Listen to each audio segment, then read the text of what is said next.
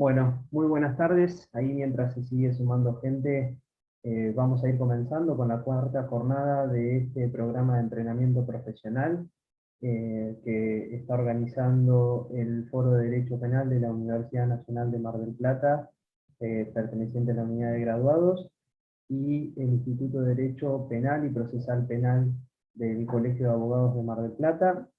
Esta tarde va a estar a cargo de este día el doctor Matías Quiñones, quien es abogado graduado de aquí de la Universidad de Mar del Plata.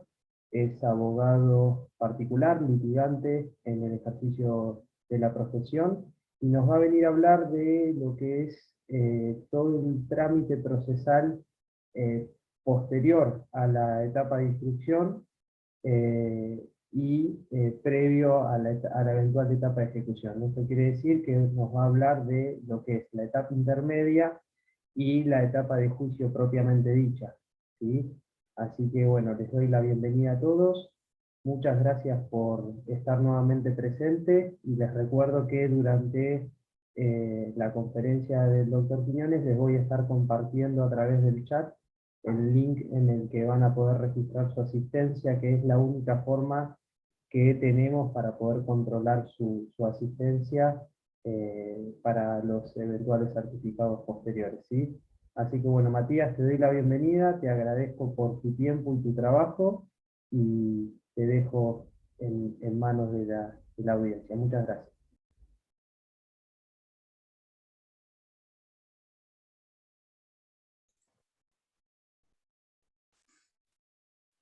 Bueno, buenas tardes para todos.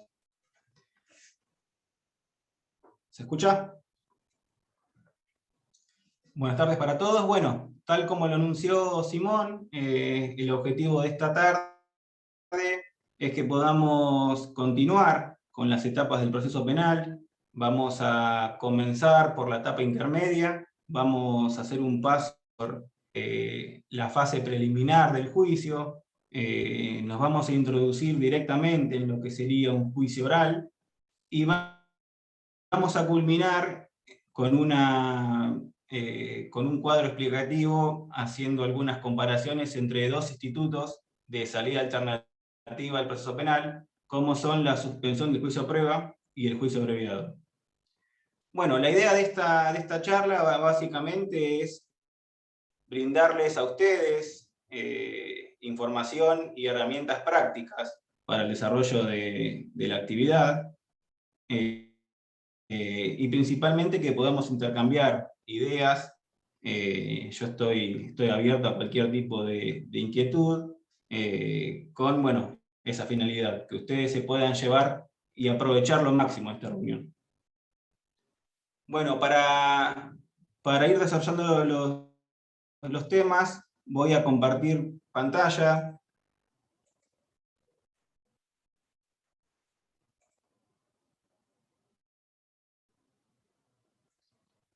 Simón, ¿me podrás habilitar para compartir pantalla, por favor?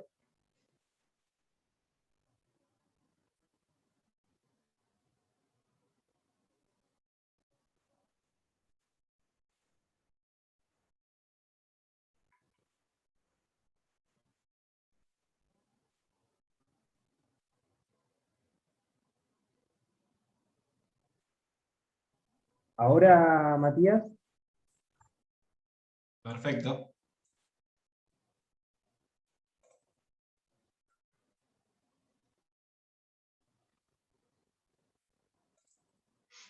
Bien, bueno. Ustedes al principio de este curso vieron la etapa, la investigación penal preparatoria, y habíamos visto que podíamos definir o podíamos subdividir el proceso penal en 4 etapas. La IPP, que sería el inicio, la etapa intermedia, el juicio oral, y bueno, la parte de la ejecución. La etapa intermedia, o como algunos la llaman, la etapa de control de acusación o imputación, es importante situarnos, ¿sí?, en cuándo comienza, para que nos podamos ubicar en el proceso. Nosotros sabemos que cuando el fiscal entiende concluida la investigación y decide elevar la causa a juicio a través de un escrito que se llama requisitoria de citación a juicio. Bien, este es el inicio de la etapa intermedia. Se inicia con ese requerimiento del fiscal, luego se va a integrar con la potestad de la defensa. Digo potestad porque la defensa puede no hacer ningún planteo en esta instancia, de plantear excepciones, bueno, solicitar el sobreseimiento, eso lo vamos a ir viendo en el transcurso de la charla, y va a culminar con la decisión del juez de garantías de confirmar o no el pase o la habilitación a la instancia de juicio. Si bien culmina con la decisión del juez de garantía, tengan en cuenta que es susceptible de recurso de apelación. Bueno, para dar un concepto de esta etapa, no quiero ponerme muy técnico, sino que la intención es que a través del concepto de que el concepto podamos entender la finalidad de esta etapa desde el punto de vista práctico.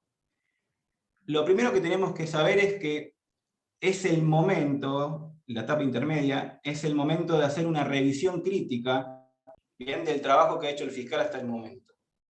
Nosotros sabemos que el fiscal es el que va a requerir que pasemos a juicio, y es el momento de analizar la razonabilidad de llevar adelante el juicio oral. En algunos autores, incluso bueno, el doctor Ricker, que es juez de la Cámara de Mar del Plata, habla de que se trata de una llave de paso que opera como un filtro, que lo que hace es tratar de filtrar las investigaciones que van a recibir un debate oral, bien, a través de la idea de la promesa de juicio. ¿Sí? Todas estas cuestiones las vamos a ir viendo con el paso de la charla. Y podemos nombrar 3 tipos de funciones que tiene esta etapa intermedia: de información, de saneamiento y de proyección. ¿Por qué es importante la etapa intermedia? Bien, quizás es más importante en un proceso en el que no tengamos a nuestro cliente detenido que en el caso que sí lo tenemos. Porque en el caso de clientes no detenidos, ¿sí?, de personas que no están privadas de su libertad, seguramente esta va a ser la primera vez que vamos a tener la posibilidad de revisar concretamente la investigación. Ustedes saben que el llamado del 308, si bien es una decisión de mérito, ¿sí?, de la Fiscalía, en definitiva es un acto de defensa que tenemos nosotros de presentarnos para, en todo caso, declarar o no y presentar las pruebas que sean de nuestra conveniencia. Pero frente a ese acto de mérito no podemos hacer nada, ¿bien? No podemos apelar ni revisar ese llamado 308. Entonces, en el caso de procesos con personas no detenidas, seguramente esta va a ser la primera etapa que vamos a hacer, o la primera vez que vamos a poder revisar, tanto por un juzgado de garantías, como a través del recurso de apelación ante la Cámara. ¿Por qué digo que es distinto que si tenemos a una persona detenida? Porque si en esta etapa nosotros tenemos a nuestro cliente detenido, o en el caso del abogado de la víctima, si el imputado se encuentra detenido, es porque ya superamos la instancia de la prisión preventiva. ¿Bien? El dictado de la prisión preventiva es una decisión de mérito que conlleva una revisión crítica muy parecida a la que estamos hablando aquí. Bien, no solamente van a discutir la materialidad delictiva, también van a discutir la participación del imputado, además de las cuestiones que tienen que ver con peligros procesales. Pero en esa oportunidad van a recibir tanto una mirada crítica del juzgado de garantías como de la Cámara de Apelaciones. ¿Bien? Por lo tanto, esto para que lo tengan presente, es muy importante esta etapa para procesos con personas no detenidas. Bien, como les comentaba al principio, esta etapa se inicia con el escrito de requisitoria, que lo va a formular el fiscal, lo va a presentar al juzgado de garantía actuante, y es el juzgado de garantías quien nos va a notificar a nosotros, ¿sí?, de ese pedido de... Anteriormente nos notificaban en el domicilio físico particular, o nos llamaban por teléfono y nos avisaban que una requisitoria para que nos vayamos a notificar de modo personal. Actualmente, la forma de notificación del traslado de la requisitoria es al domicilio electrónico del defensor. Yo acá les agregué un escrito, tengo algunos escritos en este PowerPoint, principalmente para los que quizás quieran que se los pueda pasar. Son escritos muy simples, básicos, para que puedan ayudarse un poco en el ejercicio de la profesión. Este escrito de requisitos, yo acá se los...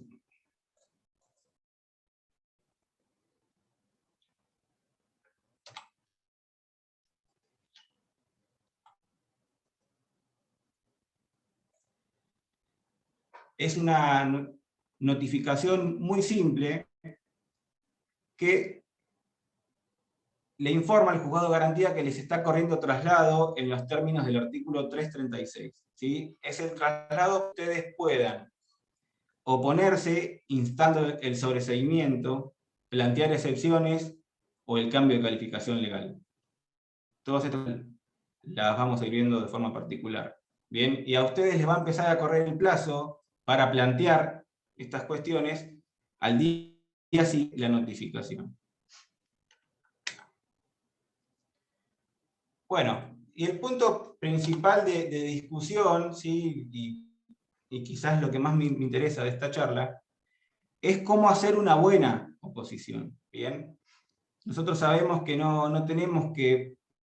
Nuestro trabajo no se basa en el resultado, sino en los medios empleados para ello. Nosotros nos tenemos que quedar tranquilos si hicimos un buen trabajo. Por eso quiero brindarles unos tips o información que les va a servir para el ejercicio de la profesión y que les va a evitar perder tiempo. Y quizás muchas veces nos ocurre que por querer hacer muchos planteos juntos,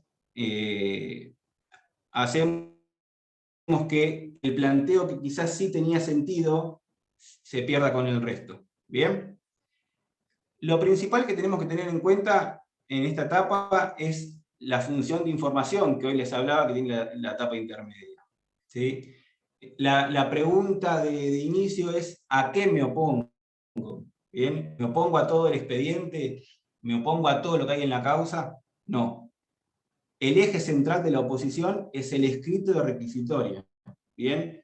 Porque en ese escrito va a estar establecida concretamente la conducta que se atribuye, el hecho típicamente relevante, y la indicación concreta de la prueba. ¿Bien? Tengan presente que no va a bastar con que solamente se enuncie el hecho y que se describa la prueba sin hacer una conexión, tanto desde el punto de vista de la materialidad delictiva como desde el punto de vista de la participación.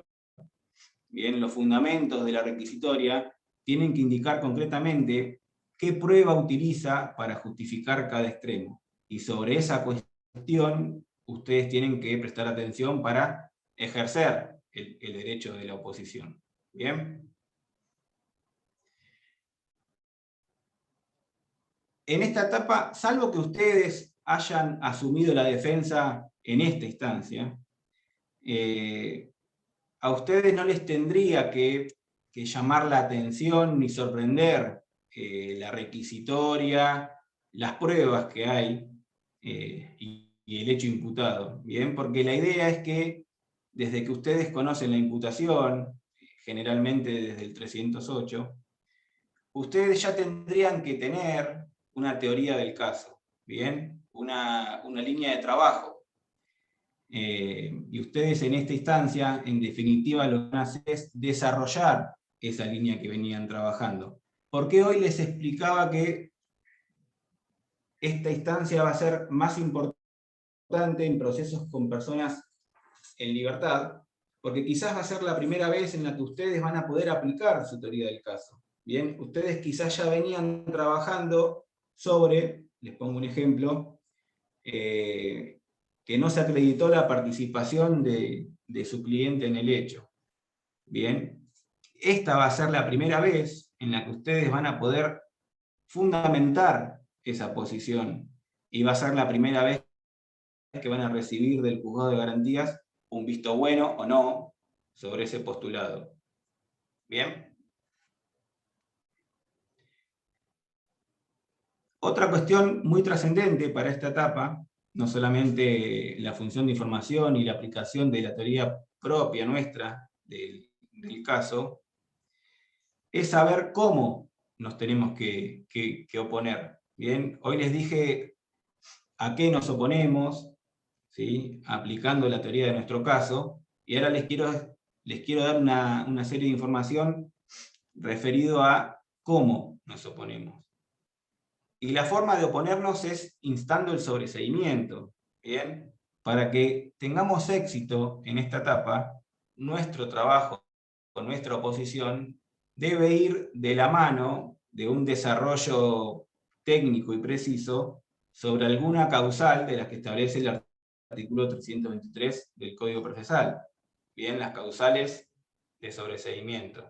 ¿Sí? No se trata de oponernos por oponernos, de criticar toda la requisitoria y la investigación sin ser concretos y puntillosos, porque esa oposición no va a tener éxito. Ustedes tienen que centrar el planteo que van a hacer, por eso es importante que puedan centrar sus esfuerzos en un solo planteo.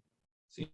Muchas veces ocurre que uno ve muchas cuestiones para plantear, ¿sí? Tengan en cuenta que están trabajando frente a seres humanos, los jueces son seres humanos, y tenemos que tratar de darle nuestro planteo servido en bandeja. Nosotros queremos esto, una cosa, ¿sí? Traten de centrarse en un solo pedido, ¿sí? Si ustedes entienden que el hecho no se acreditó, hagan un esfuerzo en esa cuestión, ¿sí? No hablen un poco del hecho, un poco de la participación, un poco de la prueba y un poquito de todo, porque al final no van a hablar de nada, ¿sí? Es importante centrar esfuerzos en un planteo, salvo que se encuentre muy justificada algún planteo alternativo o subsidiario, porque les puede ocurrir que el planteo alternativo subsidiario, en definitiva, concuerde con el que estamos haciendo.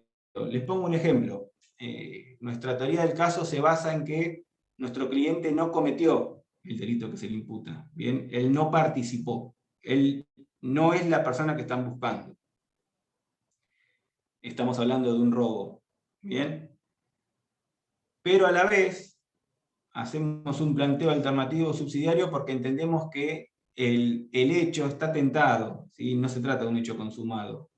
Bien, en esa cuestión se justifica un planteo alternativo y subsidiario, porque no solamente no estamos contrarrestando el nuestro, sino que en definitiva lo que estamos buscando además es una reducción de la pena. ¿Bien? Pero lo importante es que no traten de hacer planteos por sobreplanteo. Bueno, no está aprobada la participación, pero si está aprobada digo esto, no está aprobado el hecho. Ahora, si está aprobado entiendo que es un hecho tal. ¿Sí? Esos planteos lo único que hacen es que pierda fuerza todo el planteo que están haciendo, todo el escrito de oposición. ¿Sí? Por eso es importante que conozcan bien cómo opera cada causal, ¿sí? Y las funciones que les estaba hablando hoy de la etapa intermedia. ¿Cómo opera cada causal? Es importante analizarlas una por una, ¿sí?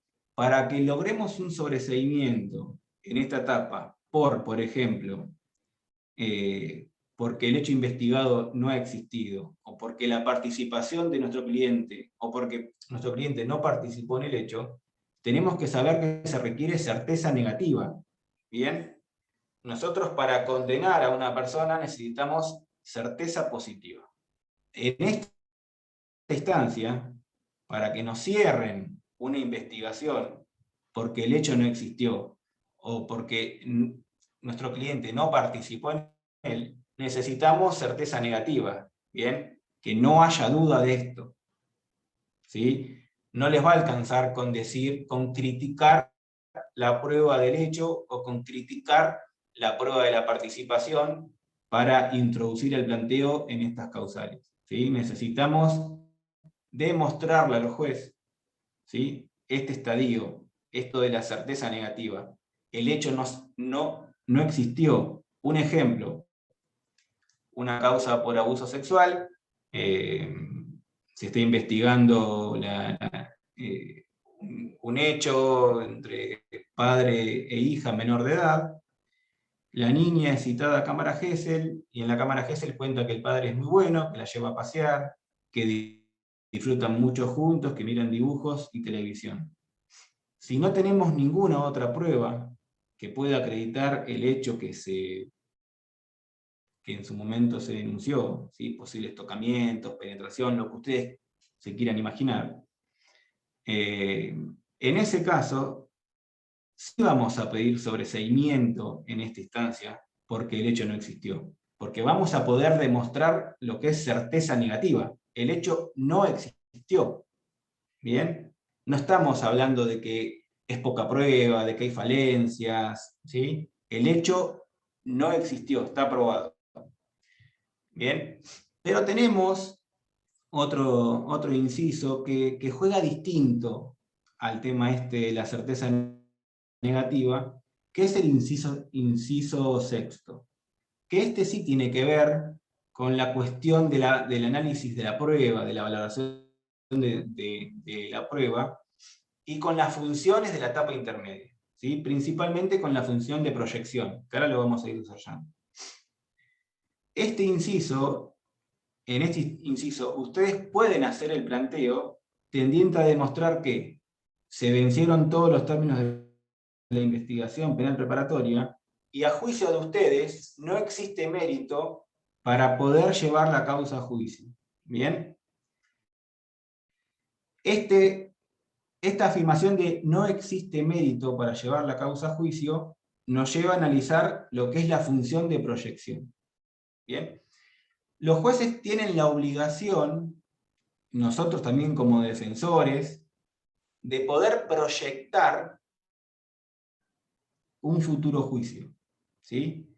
Tenemos que que imaginarnos el juicio y decir, bueno, con esta evidencia que tenemos hasta aquí, ¿es posible llegar a una sentencia condenatoria?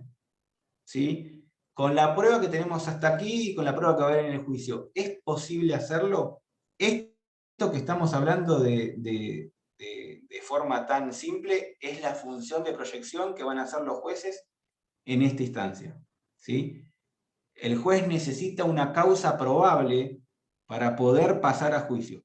Más allá de que no haya certeza negativa de que el hecho no ocurrió o que la participación no existió, también es posible que se frene una investigación y no avance la etapa de juicio si a criterio del juzgado de garantías no existe causa probable. ¿Causa probable de qué? De que en el juicio podamos lograr lo que hasta ahora no se logró. ¿Bien? Y en esta cuestión es muy importante que ustedes tengan presente que un juicio no es un espacio mágico, ¿sí? Un espacio diferente a lo que estamos hasta ahora transitando. Tengan presente que lo que hasta ahora no se probó, o lo que hasta ahora, o la prueba que hasta ahora no se agregó, es muy difícil que en un juicio aparezca, ¿sí? Por eso es que ustedes tienen que mirar muy detenidamente la proyección que realiza el juez. Si el juez entiende que hay elementos para ir a juicio, eleva la causa a juicio directamente y listo.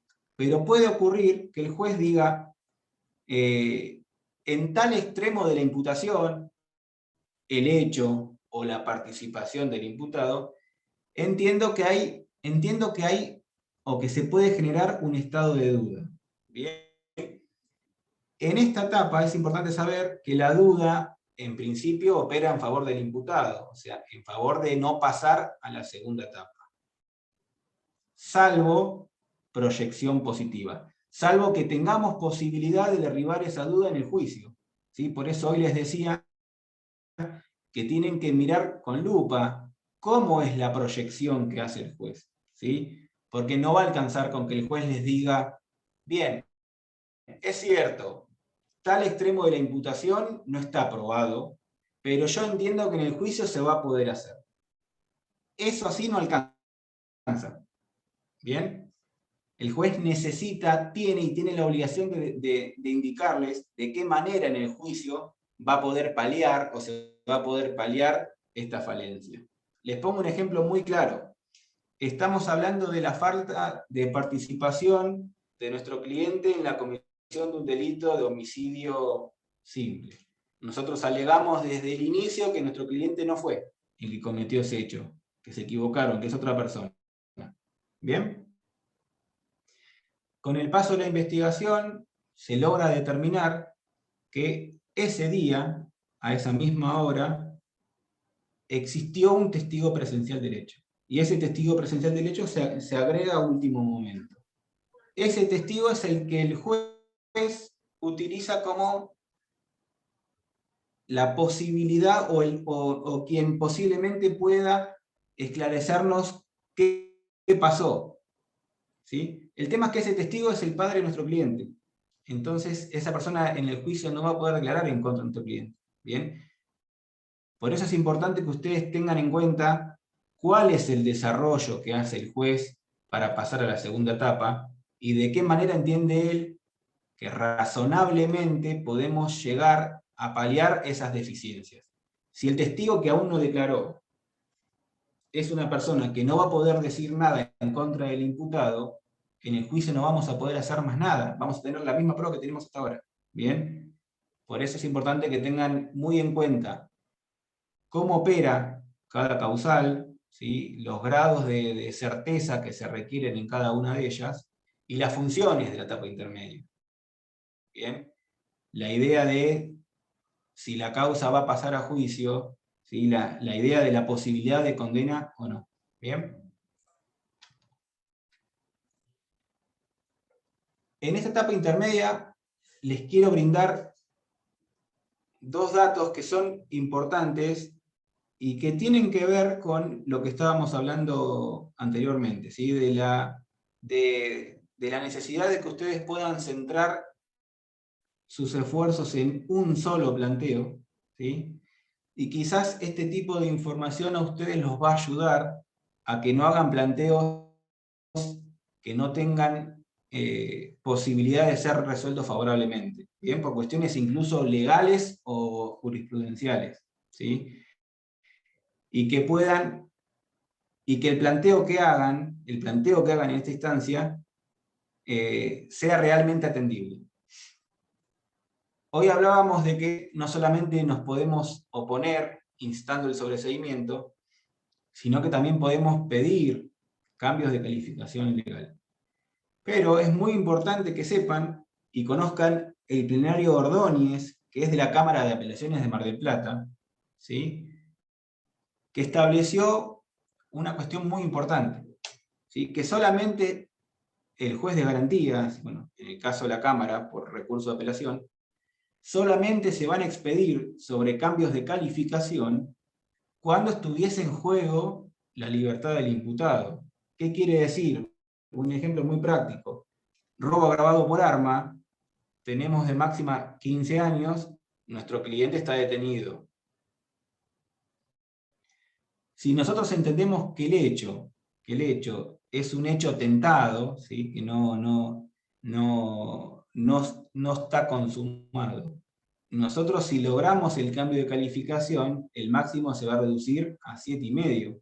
Por lo tanto, vamos a tener la posibilidad de ingresar un planteo de excarcelación, ¿sí? Ordinaria.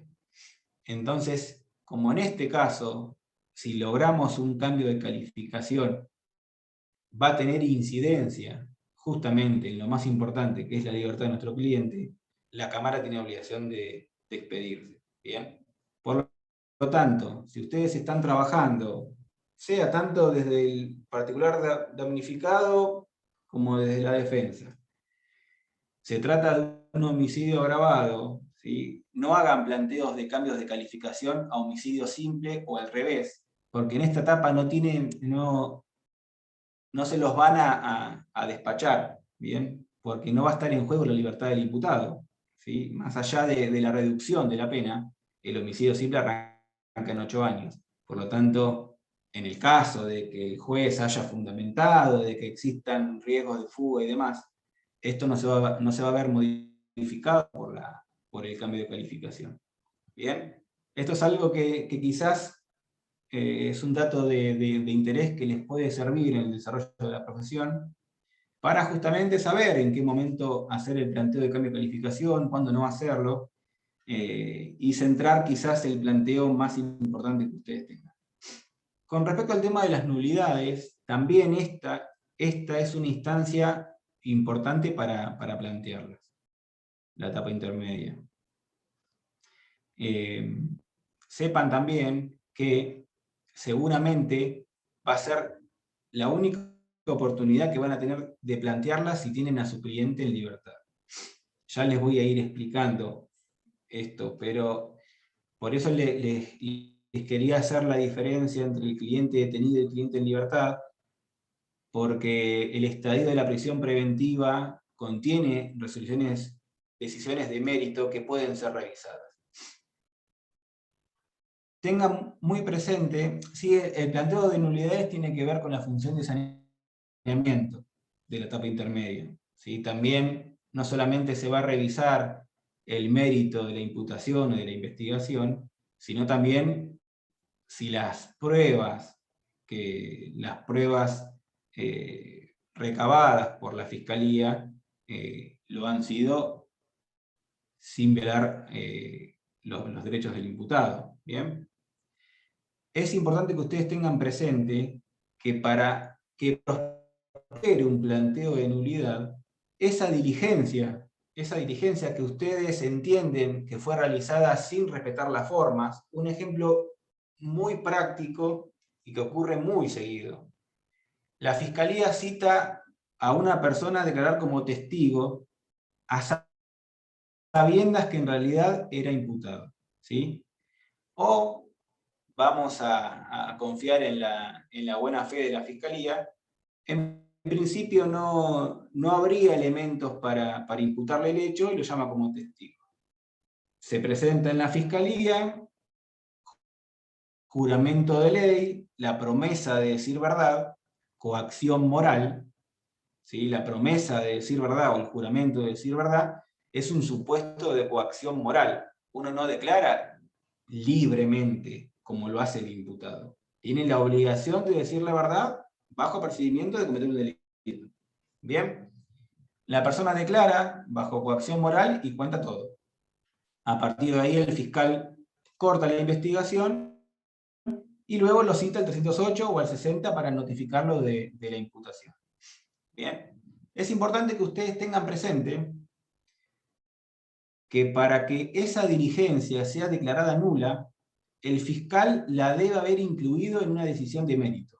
Por ejemplo, si el fiscal, en este caso que estamos comentando, al requerir la elevación a juicio, no cita como prueba en contra de tu cliente su previa declaración como testigo, no la vamos a poder anular. ¿Sí? Ahora, si en el escrito de requisitoria cita a esa declaración previa como testigo, la cita como prueba en contra de tu cliente, ¿sí? No solamente es en perjuicio de tu cliente, sino que además se encuentra dentro de una resolución de mérito que nos perjudica. ¿Bien? Eso es importante porque a veces ocurre que si bien se produjo ese acto y que tiene todos los caracteres de ilegal y que no cumplió con las formas que corresponde, y que en este caso puntual violó la prohibición de la autoincriminación, si no fue utilizada como prueba en contra del imputado en una resolución de mérito, no corresponde la nulidad. ¿Sí? Más allá de esto, ustedes pueden y deben, y les recomiendo, que igualmente hagan un planteo de inoponibilidad. ¿Sí? Tampoco tampoco se recomienda que no hagan nada más allá de que no haya sido utilizada, ¿sí? Para que quede claro que esa medida fue realizada por la Fiscalía sin respetar las formas, ¿bien? Y que por lo tanto no va a poder ser utilizada. Inoponibilidad no es lo mismo que nulidad. Inoponibilidad lo que se va a decretar o declarar es que esa medida no puede ser utilizada nunca, nunca en contra del imputado, ni ahora ni en el juicio. ¿Bien? Pero no les van a recibir un planteo de nulidad si no está comprendida esa diligencia en una resolución de mérito de la Fiscalía. ¿Bien? Ahora vamos bien a lo práctico, el escrito de oposición. El escrito de oposición se presenta ante el juez de garantías, no ante el fiscal. Actualmente se hace por medios electrónicos, se fija como destinatario el juzgado de garantías actuante y presentamos el escrito. Tengan muy en cuenta que es un escrito simple, muy simple. Yo acá, como les comenté hoy, les dejo un modelo, ¿sí?, de lo que no les puede faltar, de lo básico del escrito, pero es muy importante que ustedes trabajen en la parte de los fundamentos. ¿Sí? Ahí es donde va, si bien es un escrito muy simple, en la etapa de los fundamentos tiene que existir un desarrollo estricto y muy técnico de fundamentos. Como les comentaba hoy, no va a alcanzar con que se opongan a todo y que digan que todo les pareció mal y expresen una opinión distinta a la del fiscal. No alcanza. Tienen que hacer sí o sí su planteo en base a una de las causales del sobreseimiento, si es que se van a oponer. Bien, cambio de calificación o excepciones. Pero tienen que hacer el planteo en base a alguna de esas causales. Bien. Bueno, hoy les comentaba que si bien esta etapa intermedia culmina con la decisión del juez de garantías, tengan presente que procede el recurso de apelación por ante la Cámara. No tienen que fundar admisibilidad, ¿sí? Porque el propio código establece esa posibilidad, ¿sí? Lo declara expresamente, que ustedes pueden declarar, que ustedes pueden apelar la decisión de llevar la causa a juicio o no.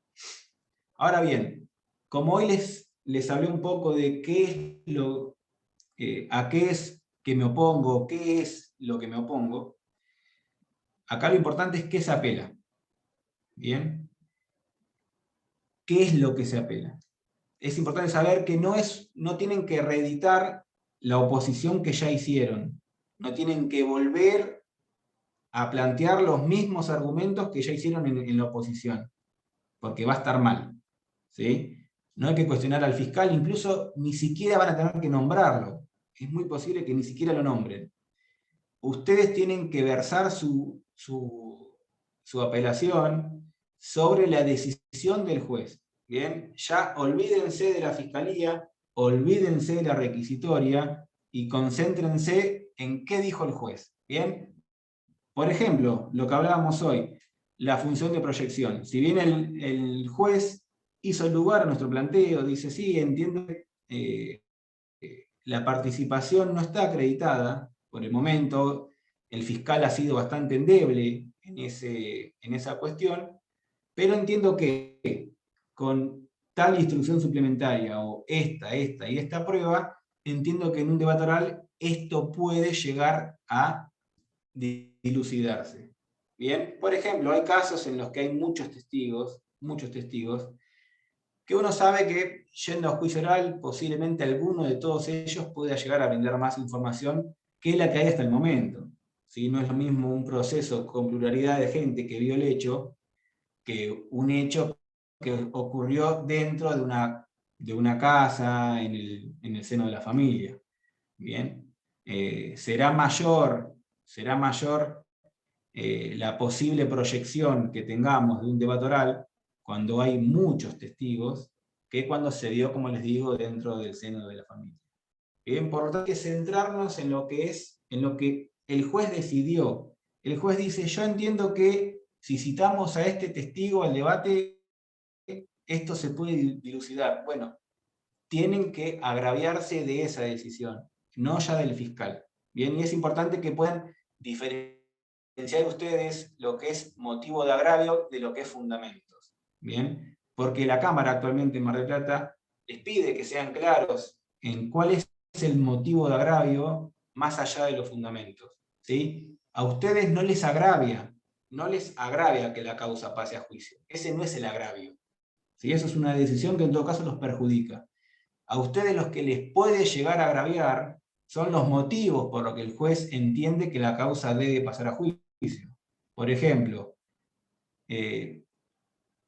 me agravia la decisión del juez del pase de la causa a juicio, ya que apoya su proyección en un testigo que no puede declarar en contra del imputado. ¿Bien? Ese es el motivo de agravio. Después lo vamos a explicar y hacen todos los fundamentos del caso, citas legales y demás. Pero el punto de agravio es por qué la decisión del juez está mal. ¿Bien? Ahora bien, si Cámara confirma, la causa es elevada a juicio directamente. Sépanlo en esa cuestión. ¿Hay posibilidades de ir a casación? Sí, excede el marco de esta charla ese tema. Sepan que con un doble conforme de la Cámara de Mar del Plata la causa va a pasar a juicio. Bien. Si Cámara revoca, el juez de garantías dice sí, pasamos a juicio. La Cámara revoca, puede el fiscal o el particular damnificado interponer recurso de casación y finalmente es casación quien va a decidir si la causa avanza a juicio o no. Algo que me quedó respecto del tema de los recursos es que en este escrito ustedes tienen que manifestar si van a realizar informe oral o no en cámara. ¿Bien? El escrito se presenta con motivos de agravios y fundamentos ante el juzgado de garantías. ¿Bien? El juzgado de garantías analiza la admisibilidad del recurso y pasa a sorteo de sala de cámara. La Cámara, una vez que nos notifica que recibió la causa, bueno, se presenta a la sala que nos tocó, ahí tenemos nos corre el plazo para plantear posibles recusaciones o no, pero lo más importante es que si nosotros en este escrito solicitamos audiencia de informe oral, nos van a dar una fecha para hacer ese informe. O podemos desistir desde este momento en forma escrita y pedir que nos fijen una fecha para presentar un memorial escrito. ¿Sí?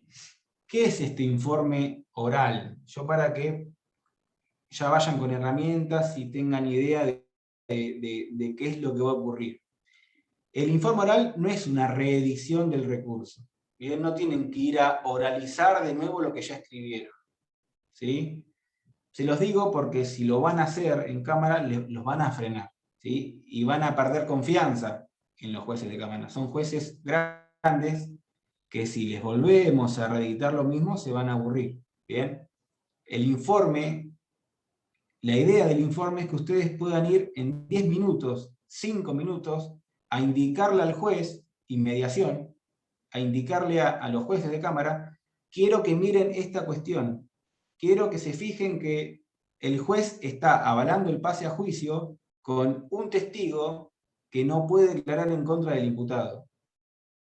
¿Sí? Con esa indicación les va a alcanzar, ¿sí? Más allá de que también pueden ampliar fundamentos, pero lo que no van a poder hacer, no tienen que hacer, es oralizar de nuevo el recurso, decir de nuevo lo mismo, explicar todo de nuevo. Vayan con algo muy concreto, muy práctico, para que los jueces de cámaras miren directamente qué es lo que ustedes quieren. ¿Bien?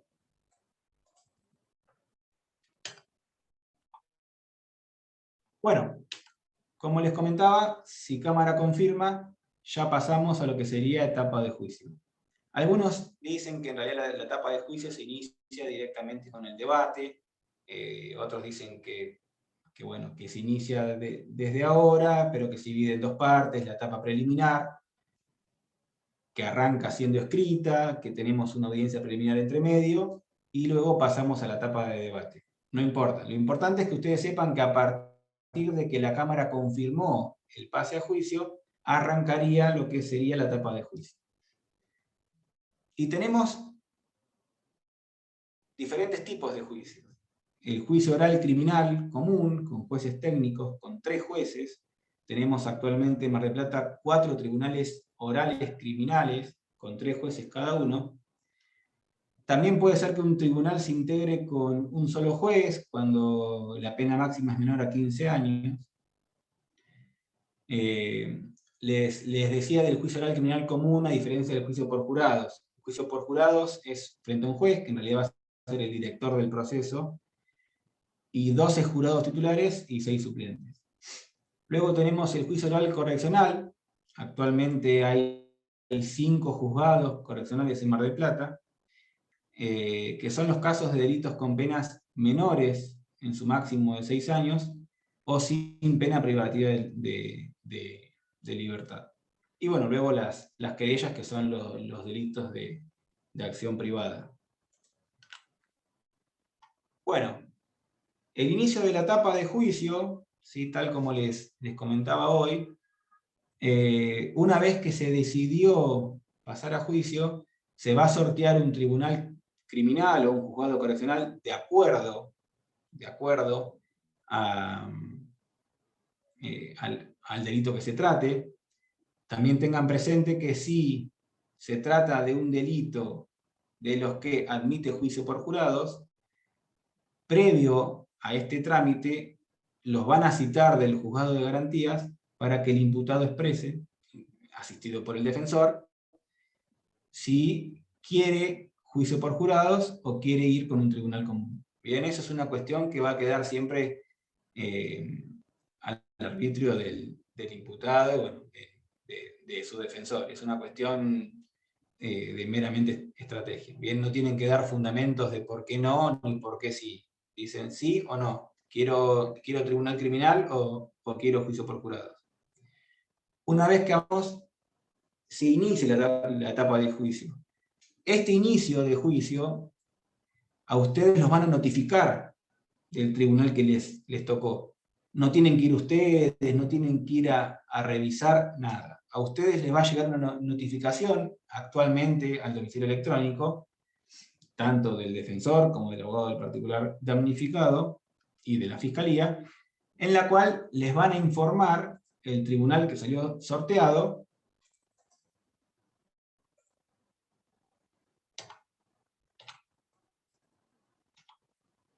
Perdón, ahí estamos.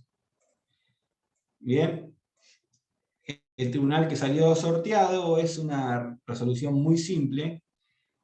Lo importante en esta instancia es que les van a informar qué tribunal les va a tocar o qué juzgado, o sea, van a tener a partir de ahí el plazo para interponer cualquier tipo de recusación que estimen pertinente, y además las van a citar dentro del mismo plazo de 10 días para presentar prueba. Bien, tengan en cuenta que siempre al primero que le empieza a correr el plazo para presentar prueba es a la fiscalía, luego a las partes. Ahora bien, el ofrecimiento de prueba para el juicio. El ofrecimiento de prueba para el juicio, lo más importante que tienen que tener en cuenta es que tenemos libertad probatoria. ¿Sí? Lo podemos hacer por todos los medios.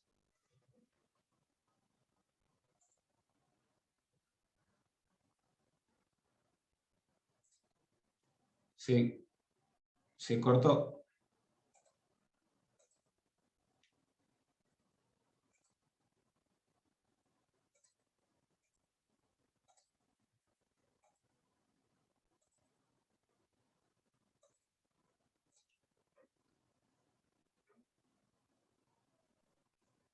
¿Simón? Bueno, ahí, Mati, se te debe haber cerrado el PowerPoint porque yo no toqué nada. No, pero ahí abrilo tranquilo nuevamente mientras Ahí voy. está. Bien, mientras voy recordando que por favor en el chat completen la asistencia.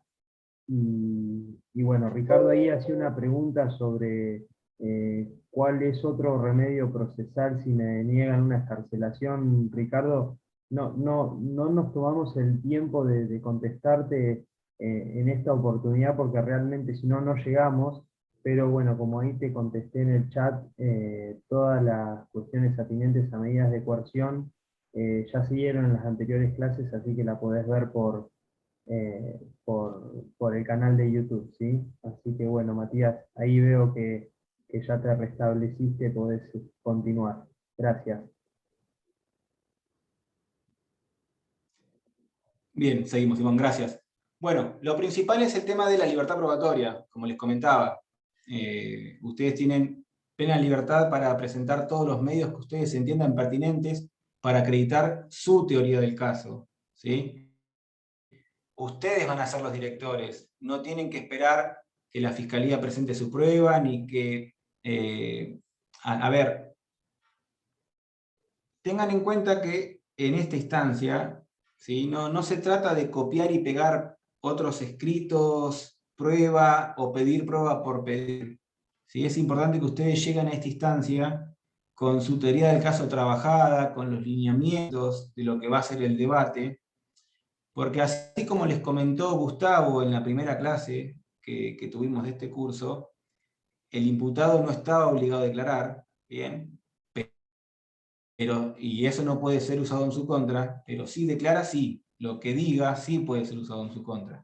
Bien. El mismo principio ocurre con la prueba. Nosotros no estamos obligados a presentar todos los medios de prueba, no tenemos la obligación de presentar sí o sí tal o cual medio de prueba. Bien, incluso podemos ir a un juicio sin presentar ninguna prueba. Va a depender, lógicamente, de la posición que asumamos en el proceso. ¿Sí? Nosotros podemos tener una posición meramente pasiva, ¿sí?, de la acusación fiscal, o una posición activa. ¿Sí? ¿Cuál sería un caso de posición activa en la defensa? Si queremos acreditar alguna causal de justificación, legítima defensa, estado de necesidad y demás. En esos supuestos, la Fiscalía no les va a hacer el trabajo a ustedes, ¿sí? Ustedes son quienes tienen que demostrar con su prueba que ese hecho en realidad fue cometido en legítima defensa o estado de necesidad. ¿Bien? Entonces es importante que ustedes en esta instancia también apliquen su teoría del caso, la prueba que ustedes necesiten. No agreguen por agregar, ¿sí?, porque se pueden echar tierra a ustedes mismos. ¿Bien? Con respecto al tema de la utilidad y pertinencia, o sea, ¿cómo puedo analizar qué prueba necesito, qué prueba va a ser útil? ¿Bien? No solamente tenemos que probar o tenemos que trabajar sobre el hecho imputado, ¿sí?, ese hecho que vamos a leer 60 veces, ¿sí?, ese hecho por el que el fiscal nos lleva a juicio, sino también sobre las afirmaciones que hacemos de esos hechos o que se hacen de esos hechos, ¿sí? Los también llamados hechos legalmente relevantes, ¿sí? No solamente se habla del hecho puntual, tal día, a tal hora, Marcelo tal disparó en la cabeza y provocó la muerte de la víctima tal. ¿Bien? No solamente ese hecho, sino que también se van a hacer afirmaciones, ¿sí?, que muchas veces son para generar lo que sería indicios de por qué ese hecho se cometió. Les pongo un ejemplo práctico para que lo podamos entender. Estamos analizando, por ejemplo, un homicidio que se produjo dentro de una vivienda. El fiscal entiende que el marido mató a la mujer. ¿Bien? No solamente el fiscal va a trabajar sobre si el marido mató a la mujer, sino sobre muchísimas afirmaciones de hechos. Por ejemplo, el fiscal va a decir: tengo acreditado que previamente a este día existía una relación conflictiva de pareja. Ya Marcelo le había gritado, los vecinos ya habían dicho que había problemas. Esa relación conflictiva, esa afirmación de hechos, y no estamos hablando del hecho imputado, el hecho imputado es el homicidio, pero esa afirmación de hechos sí también va a requerir prueba, por lo tanto va a ser también útil y pertinente que ustedes puedan trabajar sobre esa cuestión. Porque es importante que ustedes puedan entender la utilidad y pertinencia de la prueba que ustedes presenten, para que ustedes puedan desarrollar y puedan pasar el examen de admisibilidad de la prueba que ustedes presenten. ¿Bien? Porque les va a ocurrir que el tribunal les va a preguntar, bien, doctor, ¿y esa prueba para qué quiere? ¿Para qué quiere usted presentar testigos familiares o vecinos de la zona que ninguno de ellos vio el momento en que su cliente le disparó supuestamente a la víctima? Porque no solamente estamos hablando de si le disparó o no, sino que hubo una relación conflictiva previa que la están utilizando como indicio para entender que luego pudo haberla matado, que tenía un móvil, que ya un quiebre de esa relación. Nosotros podemos centrar nuestros esfuerzos en demostrar que no había problema en la pareja, que eran una pareja feliz, por lo tanto nuestro cliente es imposible que haya matado a su propia esposa. ¿Bien? Ustedes van a presentar a esos testigos, ¿sí?, que son vecinos de la zona, y les van a preguntar para qué los quieren. ¿Bien? Esos testigos no son testigos presenciales del hecho, pero sí son testigos útiles y pertinentes de las afirmaciones de los hechos que el fiscal hizo en la requisitoria o las que hacemos nosotros. También nosotros podemos tener afirmaciones de hechos que ocurrieron. No, entendemos que fue otra persona el que la mató. Bueno, nosotros tenemos que presentar testigos para poder reforzar esa afirmación de ese hecho. Fue otra persona. ¿Bien? El ofrecimiento de pruebas se tiene que hacer en esos 10 días que les comentaba desde que a ustedes les llega la notificación. Pero es un plazo individual que corre por separado para cada uno. Desde el día que a ustedes los notifican la integración del tribunal, al otro día arranca el plazo de la fiscalía. ¿Sí? Primero es la fiscalía que va a tener 10 días para presentar la prueba. Si existe particular damnificado constituido, luego arrancan 10 días para el particular damnificado. Todo esto va a ser notificado y ustedes lo van a poder seguir por la MEP o por el SIM de acuerdo al tribunal que tengan a cargo la causa.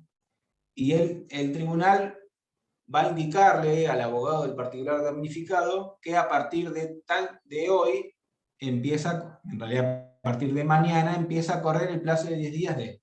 Y por último el defensor. ¿Sí? Ustedes no se apuren, no es que desde el día que ustedes los notifican de la integración del tribunal ya les corre el plazo de 10 días. Primero es el fiscal y después les toca a ustedes. Antes, el fiscal presentaba su prueba y nosotros, una vez que retirábamos el expediente con el ofrecimiento del fiscal, nos empezaba a correr el plazo de 10 días. Actualmente van a informar por medios electrónicos que nos empezó a correr nuestro propio plazo. Y un dato interesante para que tengan en cuenta, que el plazo es ordenatorio. ¿Sí? No gasten tiempo si es que el fiscal, porque a veces ocurre que el fiscal no presenta la prueba en los 10 días, no gasten ni pierdan tiempo en hacer presentaciones porque el criterio es que el plazo para que el fiscal presente la prueba es meramente ordenatorio, no se trata de un plazo perentorio. No le van a dar un sobreseimiento ni el cierre del juicio porque el fiscal incumplió ese plazo de 10 días. ¿Bien? Mati, ahí hay una pregunta en el chat que consultan si son días hábiles o corridos. No sé si querés responderla ahora, que justo estabas hablando de los plazos. Perfecto, Simón. Sí, en penal tengan en cuenta que siempre son días corridos, ¿sí? Son días continuos. Y bueno, es interesante la pregunta para hacer una observación. Son días continuos, corridos, como les comentaba, pero si el vencimiento a ustedes les cae un día inhábil, por ejemplo, sábado o domingo, ¿sí? El día 10, el día del vencimiento, el 10, les cae sábado o domingo, tengan en cuenta que ese día 10, ese último día, se va a correr de pleno derecho al primer día hábil, por ejemplo, el lunes. Si además el lunes es feriado, ese día completo se va a correr al día martes.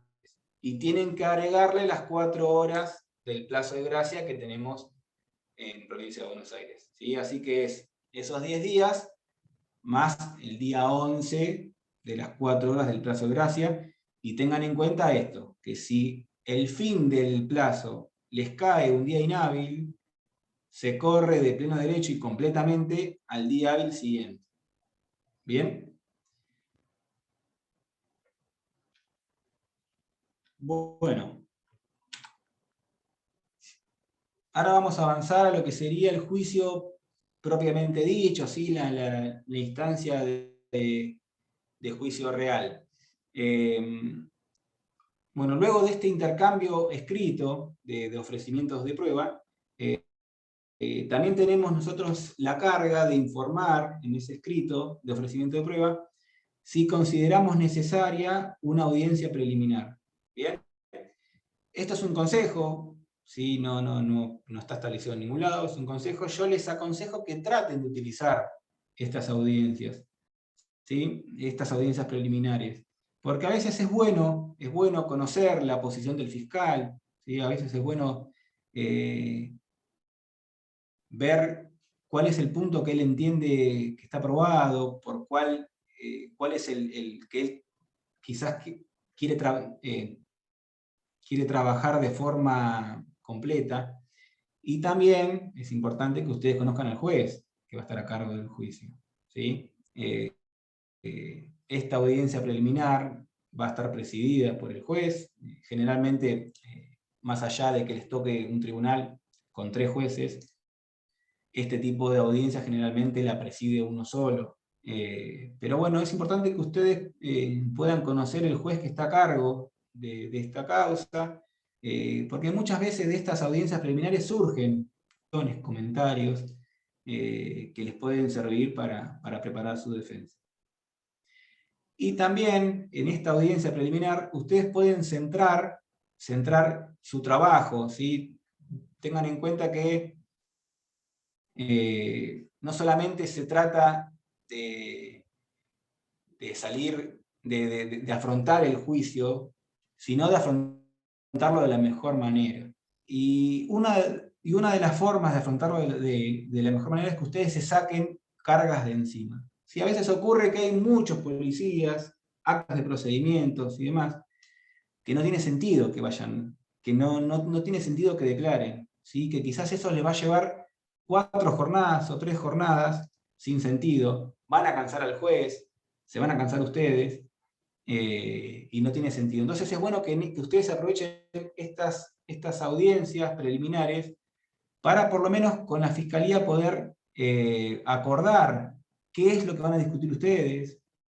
¿Sí? Si ustedes van a discutir la participación del imputado, no tiene sentido que citen, por ejemplo, a quien hizo el croquis, a las personas que estuvieron en el procedimiento, ¿sí? Porque ustedes van a discutir si su cliente fue o no cometió el hecho. Bien, entonces, en base a su teoría del caso, que ustedes ya la vienen trabajando desde que asumieron la defensa, ustedes van a poder advertir, tienen que poder advertir cuáles son los puntos que a ustedes no les interesa para el juicio. Y de esta manera no solamente ustedes se sacan trabajo de encima, sino que generan una posición de confianza en el juez también, ¿sí? Porque al juez también le sacan trabajo de encima. No van a ir con todo, no va a ser tan largo el juicio, y el juez ya sabe, ustedes ya lo enfocaron al juez, en qué es lo que ustedes van a querer en el juicio. ¿Bien? Llegamos al juicio, Mati, ¿sí? perdón, El famoso... justo hay una pregunta, no sé si querés repetir la cuestión de si el fiscal no presenta o alguna de las partes no presentan dentro del plazo de los 10 días la prueba, ¿qué sucede? Que bueno, ya lo mencionaste, pero tal vez repetirlo para que quede bien claro. Ok, Simón. Bien, lo importante es que sepan que el plazo es ordenatorio, no es perentorio. No se pierde la facultad, ¿sí? La facultad del fiscal de presentar pruebas. Bien, si es que la presentó en el día 12, 13, no hagan planteos de sobreseimiento o que se deje sin efecto el pedido de prueba de la fiscalía, porque no va a tener efectos positivos. Bien, por más que haya sido fuera del plazo, por más que haya sido fuera de los 10 días, lo van a recibir igual. ¿Bien? Matías, ¿Está contestada? perdón que interrumpa. Sí, Quizás también a lo que ella se te refiere, escucho. qué sucede por parte del tribunal o el juzgado correccional en el caso de que se venza el plazo. Habitualmente en la práctica lo que se hace es reiterar el traslado al fiscal. Pasado el plazo que se le dio de los 10 días para ofrecer prueba, lo que se hace se reitera y ya. Es un aviso a las partes. Con la defensa se hace exactamente lo mismo. Perfecto. Gracias. Bien, bueno, una vez que iniciamos el juicio, ¿sí? Va a estar presente el juez, la fiscalía, el abogado del particular damnificado, si es que existe, y nosotros con el imputado. Una vez que se abre este juicio, lo primero que va a hacer el tribunal es consultar si están todas las partes necesarias del proceso. O sea, va a identificar a los que están presentes y principalmente al imputado. Bien, le va a hacer saber que tiene derecho a no declarar, que no puede ser usado en su contra, y que esté atento a todo lo que se diga y se haga en el proceso. ¿Sí? Es importante que ustedes puedan estar cerca de su cliente, él puede hablar con ustedes, ¿sí? La idea es no interrumpir el trámite del proceso, que lleve un cuadernillo o un cuaderno para hacer notas y que pueda brindarles información durante el trámite del juicio. ¿Sí? A veces ocurre que en el propio debate hay información que hasta ahora no teníamos, que apareció en el debate, y que es muchas veces el imputado quien puede brindar una explicación sobre ello o dar algún tipo de información para repreguntar. ¿Bien? Una vez que hacemos este interrogatorio, inicia lo que serían los alegatos de apertura, las presentaciones de las partes. Esto es muy importante, pero tiene que ser breve y muy técnico. ¿Bien? Lo más importante en esta cuestión es que no admite valorar prueba. ¿Sí? Ustedes cuando se presentan y van a presentar su caso, qué es lo que van a hacer, no tenemos que valorar prueba porque no hay prueba. ¿Bien? Estamos empezando de cero. O sea, el tribunal no sabe nada, no sabe cómo fue el hecho, no sabe qué prueba hay en contra y demás. Por lo tanto, cualquier valoración de prueba va a estar de más, ¿sí? Y principalmente ustedes van a perder confianza, ¿sí? En el tribunal. Que eso es lo más importante, generar confianza en el tribunal, que ustedes sepan qué están haciendo, sepan a qué vienen. ¿Bien? Y como les comentaba hoy al principio, que es una cuestión más de litigación, ¿sí? Que de una cuestión práctica procesal, de tratar de concentrar aquí también los esfuerzos en un solo planteo. ¿Sí? Ustedes tienen que tratar de enfocar al juez en lo que ustedes quieren, que el juez vea lo que ustedes quieren. ¿Sí? Para eso es importante presentar la prueba de ustedes propia, de forma cronológica, ¿sí? Pero tratar de, más allá de que veamos que hay muchas cuestiones para plantear, para criticar, porque eso ocurre, ¿sí? Que a veces hay millones de cuestiones para plantear. El tema es que por querer plantear millones, quizás la más importante, que sí tenía validez, se pierde en el millón. ¿Bien? Los jueces se cansan y dejan de escuchar. Tenemos que enfocarnos en una cuestión, en un planteo, como les decía hoy, salvo que se encuentre muy justificado, un planteo subsidiario.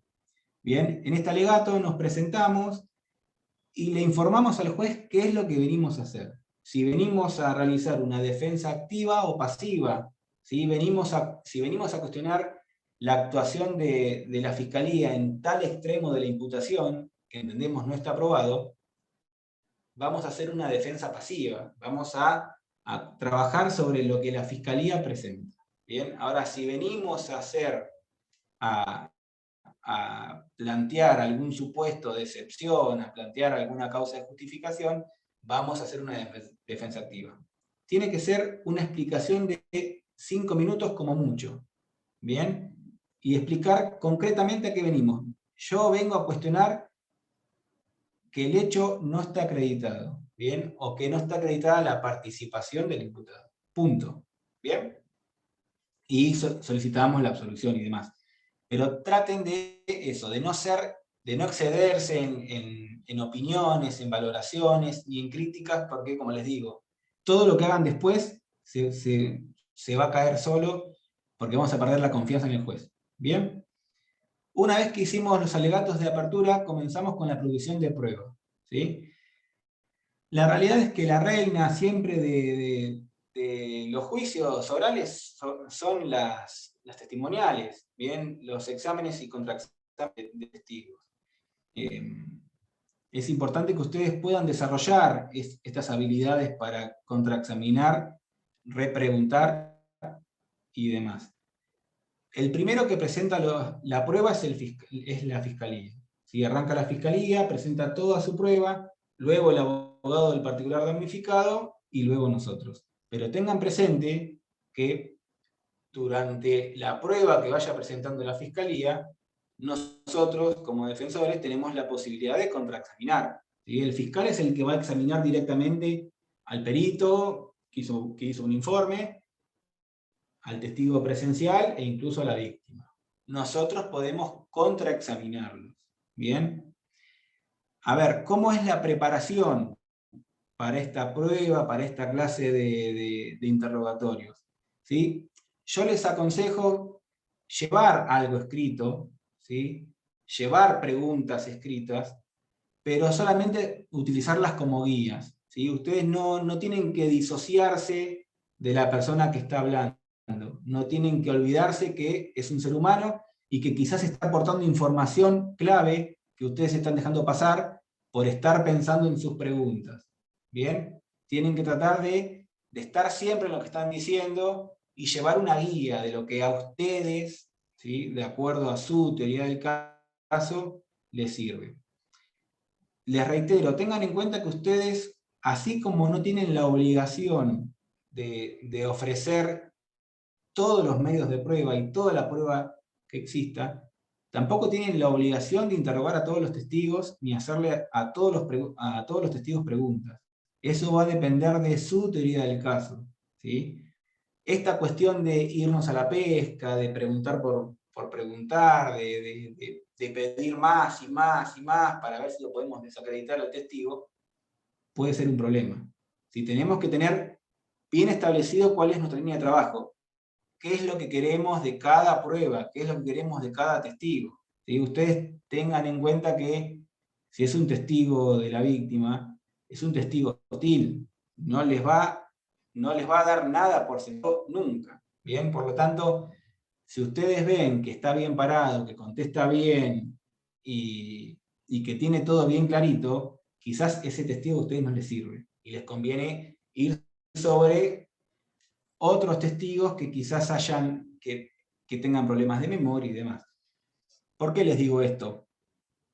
No es lo mismo que ustedes contraexaminen, ¿sí? Sin ofender y con todo respeto, a un testigo de 70 años que dice haber escuchado un tiro desde su casa, que quien escuchó un tiro es una chica o un chico de 25 o 30 años.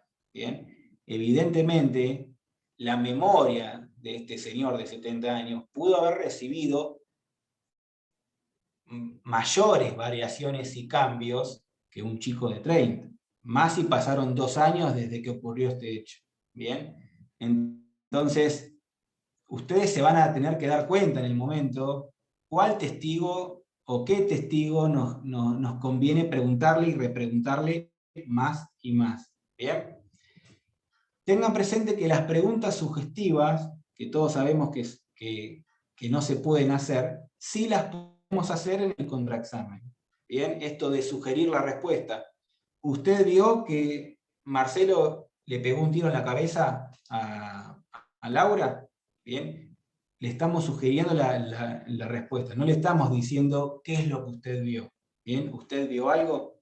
Le estamos diciendo, ¿usted vio que Marcelo le pegó un tiro en la cabeza? Bien, ya en la pregunta misma estamos sugiriendo una respuesta. Tengan presente que este tipo de preguntas sugestivas no las podemos hacer cuando interrogamos directamente al testigo. ¿Sí? Cuando es un testigo nuestro o cuando se trata de un testigo de la fiscalía y la pregunta la hace el fiscal. Pero sí podemos sugerir preguntas, sugerir la respuesta en realidad, cuando estamos contraexaminando. ¿Por qué? Por una cuestión lógica y práctica. El testigo que es víctima o el testigo que está de del lado de la víctima, nunca a ustedes les va a decir que sí a algo, ¿bien? Siempre, más ustedes les afirmen cualquier cosa, él siempre les va a cuestionar lo que ustedes dicen. Entonces, por más que ustedes sugieran la respuesta, no va a tener efectos, ¿bien? Pero sepan que pueden preguntar de esa manera, que es importante, porque a veces con estas preguntas sugestivas uno puede ser más concreto.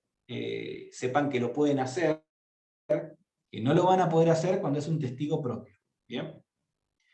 Bueno, una vez que se produce toda la prueba, ¿sí? Como les digo, primero el fiscal, continúa el abogado del particular damnificado y terminamos nosotros, ¿sí? Si se entiende, si entendemos las partes, que no hay más prueba para producir, se da por terminado el periodo de prueba y pasamos a lo que sería el alegato de cierre, ¿bien?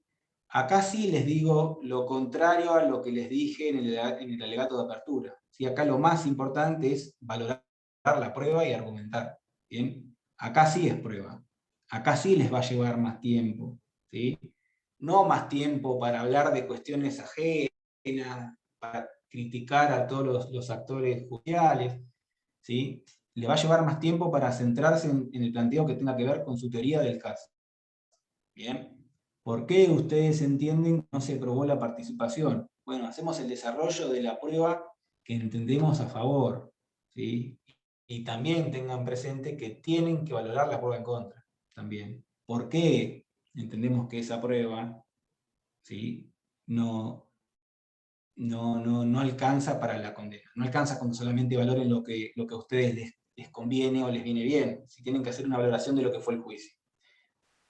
Bien, siempre dedicados al punto que a ustedes les interesa, al punto de su teoría del caso.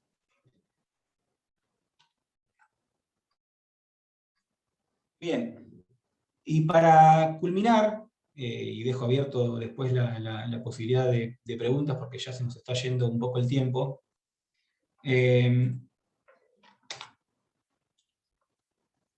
dejo para el final un cuadro comparativo de las soluciones alternativas que tenemos, las más comunes. Una de ellas es la suspensión del juicio de prueba y el juicio abreviado. Bien, también es bueno que ustedes las puedan manejar, porque también les va a servir para el trato con su cliente y como una línea de defensa y de trabajo también, ¿sí? Como posibilidad de salida si es que no alcanzaron o no alcanzan los objetivos que se propusieron al inicio, ¿sí?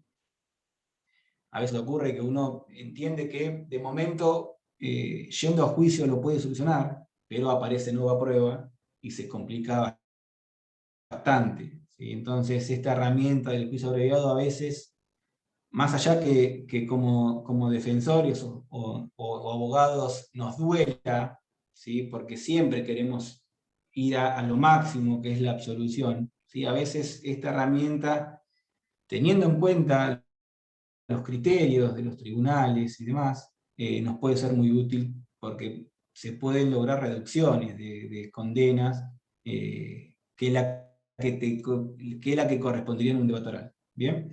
La principal diferencia entre uno y otro es que en la suspensión no queda antecedente penal. ¿Bien? Si uno cumple, el imputado cumple con todas las condiciones que le fueron impuestas al momento de firmar la suspensión, ¿sí? Lo principal que ustedes tienen que saber para ofrecerle a su cliente es que no les va a quedar ningún antecedente penal, ¿sí? Si ellos piden un informe al registro, les va a saltar que no tienen ningún antecedente. Más allá de que si piden informes de esta causa, va a surgir que firmó un acuerdo de suspensión, ¿sí? Pero no tiene sentencias condenatorias, ¿bien? No va a tener antecedentes penales. La diferencia con el juicio abreviado es que el juicio abreviado es una sentencia penal condenatoria, pactada, acordada entre las partes, pero es una sentencia penal condenatoria. El tema de la suspensión, y ya vamos a la parte más práctica, ¿cómo hacemos una suspensión? ¿Cómo se acuerda esto? Bueno, lo más común es el trámite sin contradicción, ¿sí? Que son delitos leves, menores, en los que generalmente la Fiscalía nos acepta este tipo de pedidos, en supuestos en los que el imputado no tenga antecedentes penales, que cumpla con los requisitos que la ley establece. Generalmente el fiscal nos acepta. Bien, podemos preguntarles, ¿sí? Anímense, vayan a la Fiscalía personalmente, pidan hablar con el fiscal, y plantéenle la posibilidad de suspender la prueba. ¿Bien? También puede ocurrir que el fiscal mismo lo llame a ustedes para ofrecerles, o que en algún tipo de resolución, de mérito, incluso cuando eleva la causa a juicio, que aparezca esta posibilidad. ¿Sí? Pero lo importante es que ustedes lo pueden tramitar de modo personal en la Fiscalía. Como les digo, anímense que no hay problema. Y tenemos además el trámite contradictorio, que es cuando nosotros como defensores entendemos que cumple con todos los requisitos, pero el fiscal, por la cuestión que sea, generalmente por un pedido expreso de la víctima, no nos acepta este tipo de solución. Bien.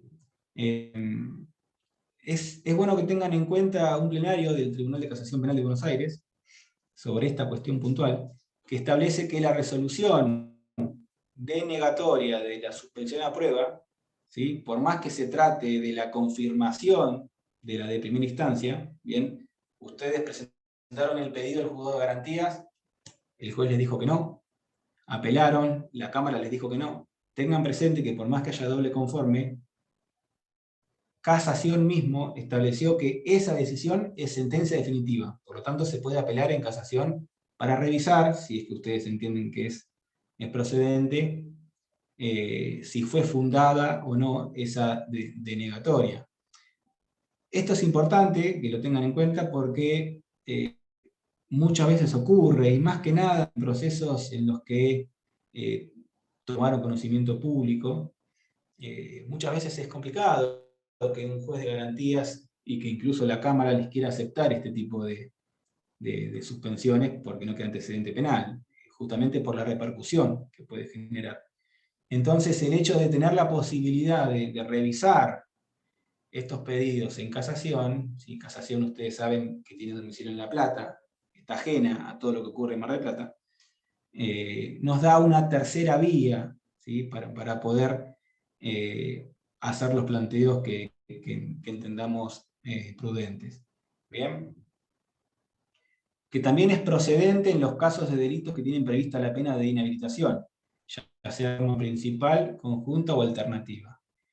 El caso básico, el caso principal que se daba esta cuestión era en los accidentes de tránsito, que todos sabemos que además conlleva la pena de inhabilitación, por ejemplo, para conducir. ¿Sí? Lesiones culposas agravadas por la conducción imprudente de un vehículo. ¿Bien? En su momento se discutía si era procedente un trámite de suspensión a prueba en este tipo de delitos que tenían prevista la pena de inhabilitación. Bueno, sepan que por acuerdo plenario esto es procedente y lo van a poder pedir. Y también ténganlo muy en cuenta que la anuencia del fiscal para casación en principio es necesaria, es muy importante. O sea, en principio ustedes necesitan que el fiscal acuerde con ustedes la suspensión para que sea procedente. Pero más allá de esto, deja abierta la posibilidad de revisar la negativa del fiscal. ¿Sí? Esto es lo que sería el trámite contradictorio. Ustedes se presentan, el fiscal les dice, no hay forma de que acordemos un trámite de suspensión a prueba. Bien, sepan que ustedes pueden hacerlo por escrito de modo personal, particular. Le van a correr visto a la fiscalía, en el caso que la fiscalía se oponga, o lo vamos a hacer por audiencia, que es lo más común. Uno presenta el escrito de suspensión, fijan audiencia, vamos las partes, exponemos los fundamentos, se lo escucha el fiscal, y lo que se va a analizar en todo caso es si esa oposición del fiscal está fundamentada. ¿Sí? Generalmente la oposición del fiscal va a estar fundamentada en el pedido expreso de la víctima. ¿Bien? Pero bueno, es para que lo tengan presente. El juicio abreviado, a diferencia de, como les comentaba hoy, de la suspensión, Perdón, Mati. es una sentencia penal. Decime, Simón. Antes de tal vez que pases al juicio abreviado, hay una pregunta de Telvina muy pertinente de en qué momento se puede presentar el pedido de suspensión de juicio a prueba, tal vez para que lo contestes y quede bien claro esa situación de cuáles son el momento procesal o hasta cuándo se puede presentar este acuerdo o este pedido de suspensión. Bien, perfecto, Simón. El tema sí, ustedes lo pueden presentar en cualquier momento, desde el inicio de la investigación, ¿sí? Incluso durante la IPP, en etapa intermedia. Lo pueden presentar incluso, no recuerdo ahora el plazo, creo que es 30 días antes del debate. Tengan presente que en la práctica, incluso un día antes del debate, si ustedes se acuerdan con el fiscal, igualmente va a proceder este acuerdo. ¿Bien? El código establece, creo que son 30 días antes del debate, pero tengan presente que en la práctica, si ustedes se acuerdan con el fiscal y el fiscal decide, ¿sí?, aceptarles esta suspensión, aún así falten 2 días para el debate, ningún tribunal les va a denegar el pedido. ¿Alguna otra consulta del tema? Telvina, no sé si te quedó alguna duda o alguien más, si no pasamos a lo que es juicio abreviado. Arrancaba Mati, que si llega a haber alguna pregunta en el chat, yo te aviso. Perfecto, bueno. Con el tema del juicio abreviado, ¿sí? Bueno, como les comentaba, es un acuerdo entre fiscal, imputado y defensor, eso es lo que establece la ley. Imputado, defensor y fiscal. Es una sentencia penal condenatoria, ¿sí? Tengan en cuenta que tiene que ser un arma que ustedes tienen que manejar cuando a ustedes les convenga como defensores, ¿bien? En base al desarrollo de la investigación, ¿sí? No se apuren con el uso de esta posibilidad porque es un derecho que ustedes van a tener y que va a depender del estado de la causa, del trámite de la causa, de la prueba presentada y demás.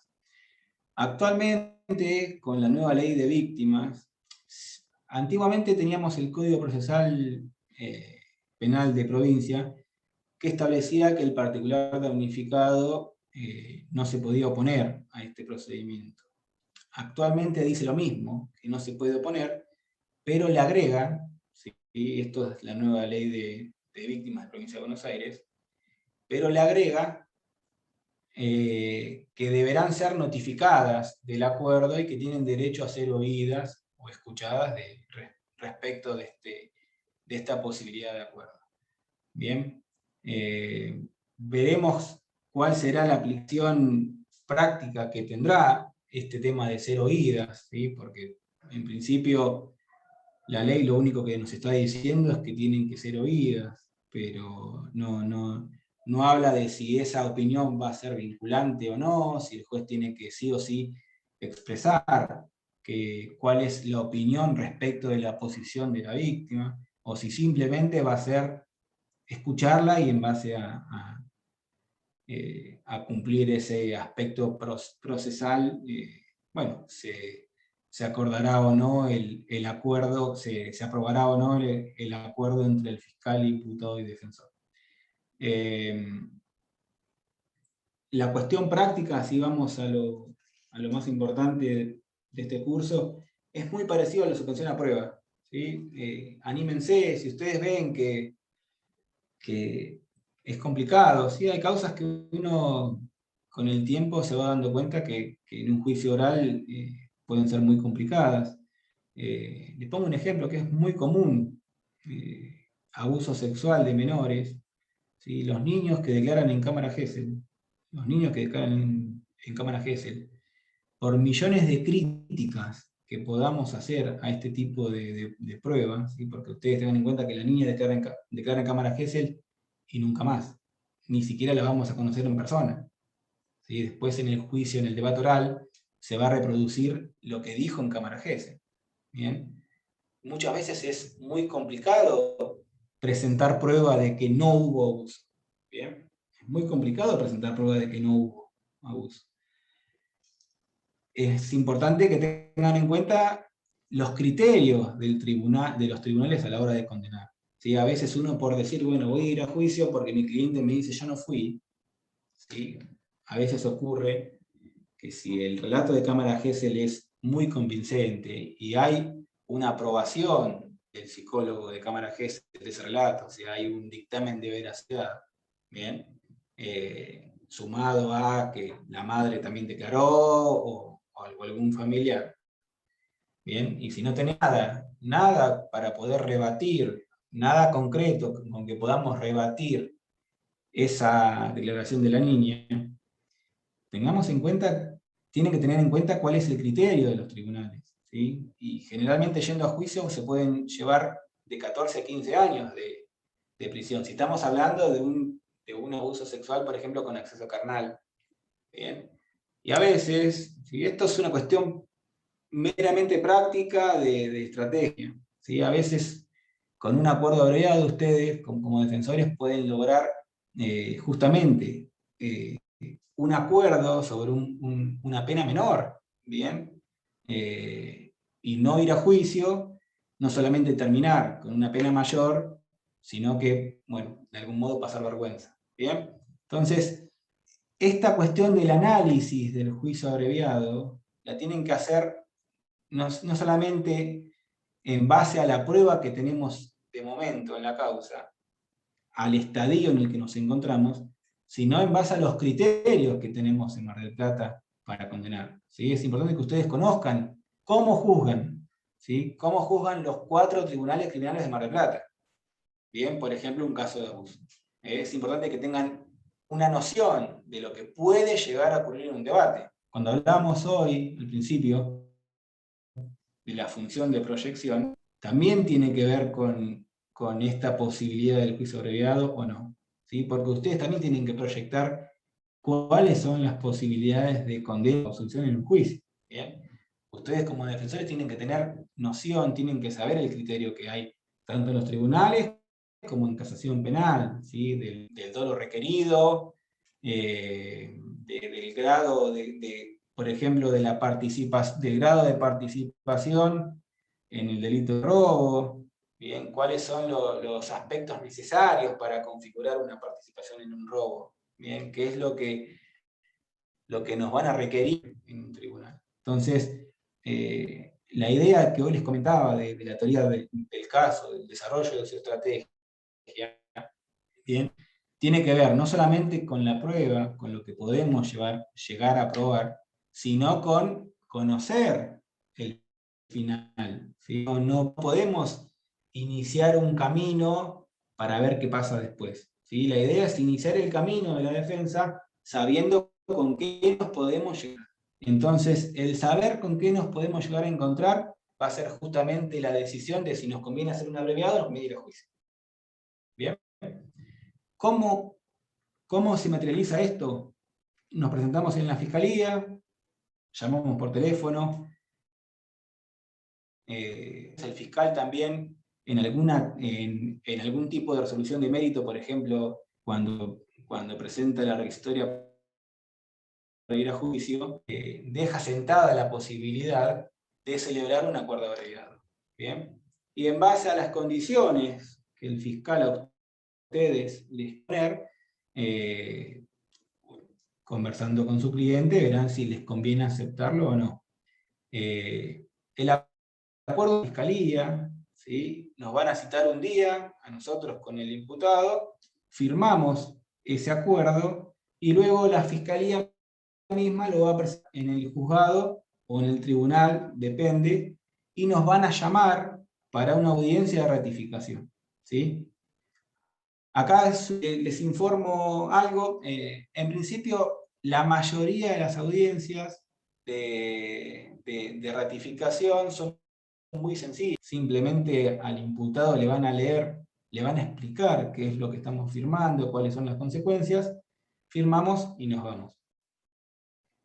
En algunos casos, por ejemplo, en el Tribunal Criminal 4, para no dar nombres, pero bueno, hay algunos casos que les puede tocar que el juez les pida que tengan que leer completamente el acuerdo. Él no lo va a leer, les va a pedir a ustedes que lo hagan.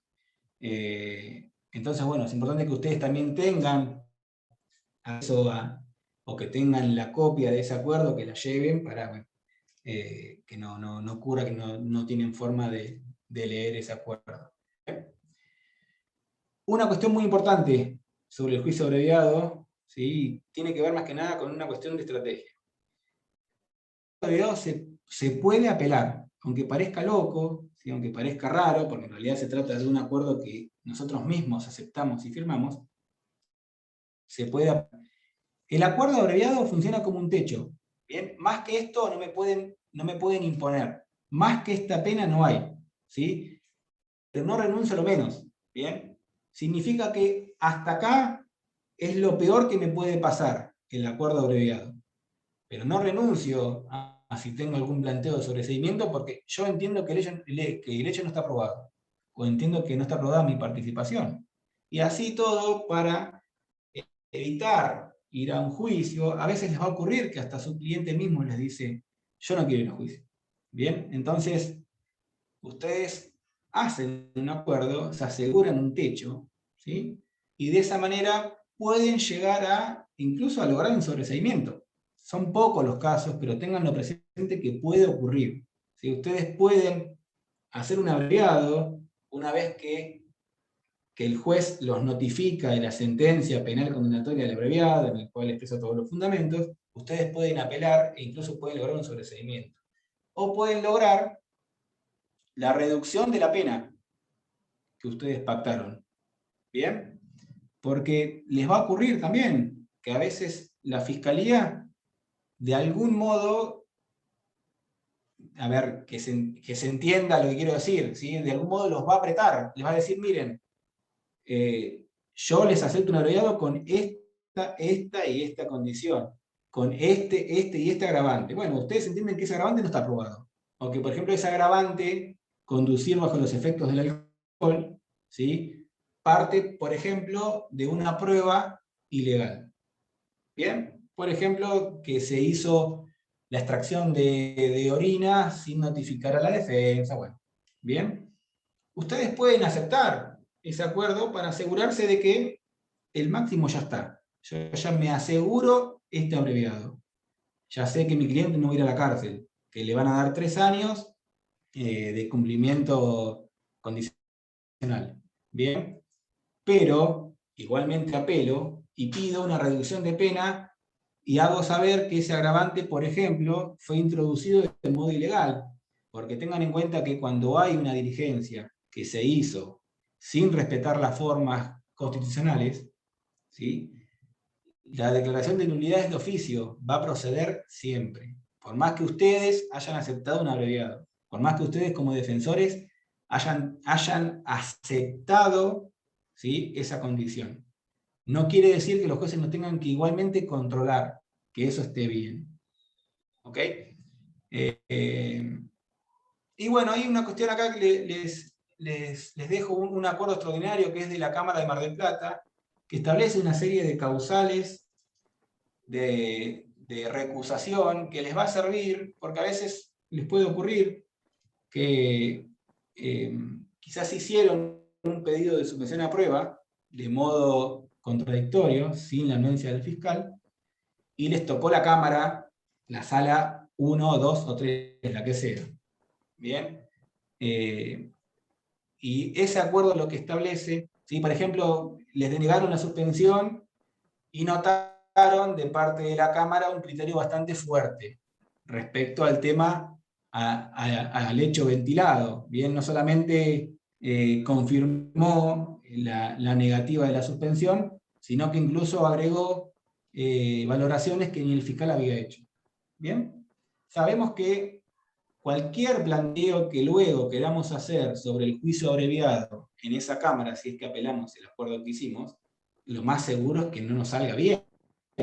Entonces, ese acuerdo establece que si una sala intervino, por ejemplo, en el trámite de suspensión a prueba, como órgano de apelación, no va a poder intervenir como órgano de apelación en el juicio abreviado. ¿Bien? Y ustedes quizás les va a tocar otra sala que no conoce el caso, con otro criterio, y logran, como les digo, esta reducción de la condena o hasta incluso el sobreseimiento. ¿Bien? Son cuestiones que ustedes van a tener que ir viendo en base a la oportunidad y la conveniencia que ustedes entiendan.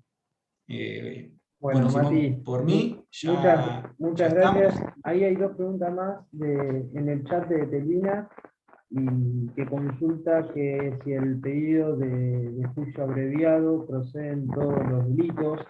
En realidad, bueno, si quieres responderle, y también en qué consiste básicamente. ¿Sí? Así clarito, que ya estamos medio apretados con el horario. Si quieres responderle. Dale. Mira, el tema de en qué delitos procede, eso está establecido en el artículo 395 del Código Procesal, que establece que el juicio abreviado, si el fiscal estimare suficiente la imposición de una pena no mayor de 15 años. ¿Bien? Por ejemplo, un homicidio agravado por el vínculo no se puede abreviar. Tiene que ser la pena menor de 15 años para que proceda este tipo de acuerdo. Y la otra pregunta era... ¿En qué consiste? Entonces, querés explicarle bien el tema de pena y calificación, y un poco lo que decías de no aceptar, por ejemplo, la existencia del hecho, lo que te permite recurrir posteriormente. Bien, consiste en que nos vamos, o sea, es una sentencia penal condenatoria, ¿bien? Nos condenan por el hecho. Pero no consiste en que uno está reconociendo todo lo que esté en ese acuerdo. Si ustedes pueden discutir todo lo que está ahí, incluso en ese acuerdo que ustedes firmaron. Como les comentaba recién, funciona como un máximo, ¿sí? Es lo máximo que nos pueden imponer de esta investigación, ¿sí? En el caso de que hayamos atravesado todas las instancias de apelación y se confirmó ese acuerdo que hicimos, bueno, esa va a ser la sentencia penal condenatoria. Pero por más que ustedes hayan aceptado un juicio abreviado en el cual los están imputando por haber asesinado a su esposa, o a su amigo, o a su socio, no significa que ustedes puedan igualmente plantear un recurso de apelación alegando que no está acreditada su participación, ¿sí? Porque el hecho de firmar un abreviado no significa que ustedes reconozcan expresamente hechos y derechos que figuren en ese acuerdo. Simplemente es un derecho que ustedes tienen de asegurarse un máximo de condena. A partir desde allí para abajo pueden hacer lo que ustedes entiendan pertinente. Claro, a Espero ver haber si, sido claro. Etelvina, a ver si queda claro. Lo que uno acuerda en el juicio abreviado es renunciar al juicio oral, pactar calificación legal y pena máxima, y que el juez o el tribunal dicte sentencia con la constancia de la causa. Que si como dice Matías, si bien lo más probable que en un 99,9% de los casos te condenen, ha habido muy pocos, pero ha habido casos en donde el juez te termina absolviendo. Si entiende que con la constancia de la causa no logra esa certeza positiva sobre la existencia del hecho o tu participación, te puede llegar a absolver. Y por supuesto que tenés derecho a recurrir, porque vos no estás reconociendo ningún tipo de responsabilidad en el hecho. ¿Sí? Lo único que uno acuerda es pena máxima y calificación legal. Después el resto, incluso el juez te puede absolver.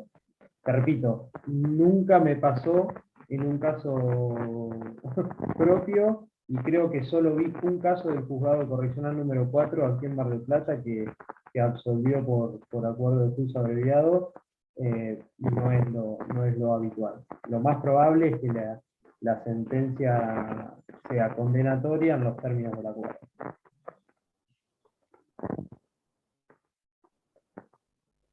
Acá preguntan otra, luego de la audiencia en la que nuestro cliente firma, empieza a correr el plazo para apelar.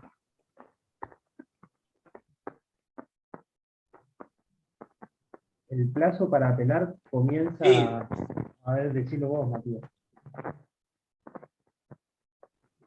Sí, no desde ahí, porque ese día vamos a firmar y luego lo que vamos a tener es una resolución sobre ese acuerdo abreviado. Y esa resolución nos van a notificar electrónicamente a nuestro domicilio. Bien, una vez que nos llega esa resolución, empieza a corrernos el plazo para apelar a partir del próximo día, como todos los tipos de notificaciones. Pero no es desde el día de la firma, porque el día de la firma solamente lo que vamos a hacer es ratificar. De ahí generalmente a los 5 días vamos a tener ya la resolución del juzgado o del tribunal sobre el juicio abreviado. ¿Sí? A partir de que nos notifican de esa resolución, corre el plazo para apelar.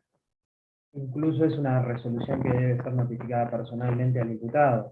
Así que si esa resolución se hace, por ejemplo, a través de la comisaría, si el imputado no está detenido, recordemos que podemos utilizar el plazo del último que fue notificado. Así que podemos utilizar, y que muchas veces se hace para dilatar los procesos, utilizar los plazos de notificación del imputado, que son mucho más alejados que ahora nosotros, que nos notifican electrónicamente y ese mismo día ya estamos por notificados.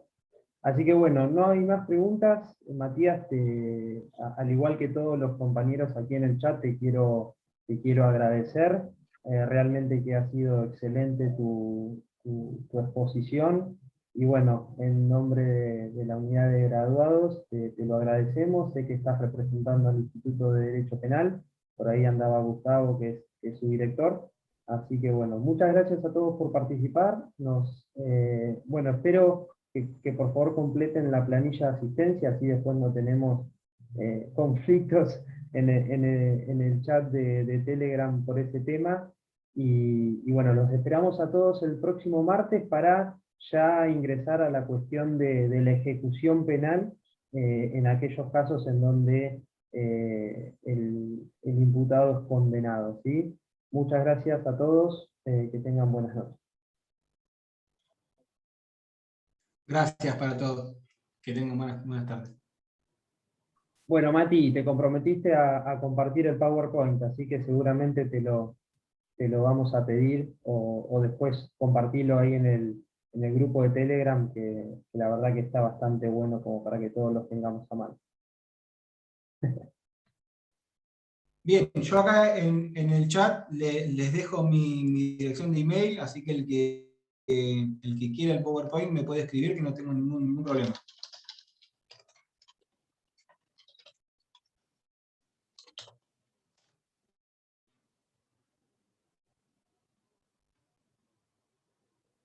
Perfecto, Matías, gracias.